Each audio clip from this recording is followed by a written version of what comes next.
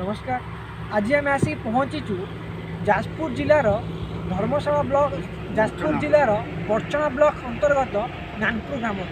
आम सांगे अच्छा एमि जड़े मौसा जे कि बायोफिट ओडिशार बायोफिट प्रोडक्ट यूज करी आज सफल चाषी रूप में परिगणित होती। मौसा आपन परिचय? सूर्यमंडल ग्राम नानपुर। आप मुख्यतः कौन कौन फसल सब कर? टमाटर, तरबुज, बाइगण, कलरा, काकुड़ी कदली भी पकई 10-30 बुधा विभिन्न प्रकार चाष कर। तो आपणकर चाषर मुख्यतः कौन कौन समस्या सब थिला?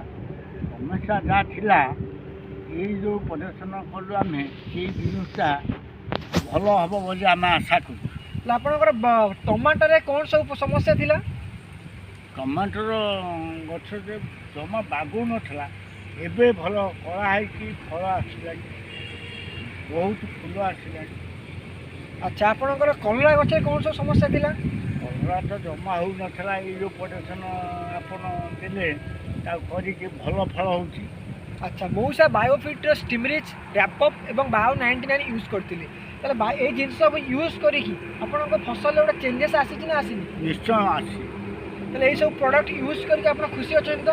भल खुशी अच्छे। आप यही सब प्रोडक्ट निजे यूज करने सहित अन्य मानक कहे यूज करने समस्त चाषी मानक जनइबी ये जिन या आम देखिले नानपुर ग्राम जड़े मौसा जी कि बायोफिट प्रोडक्ट यूज करी आज लाभवान होचुं। नमस्कार।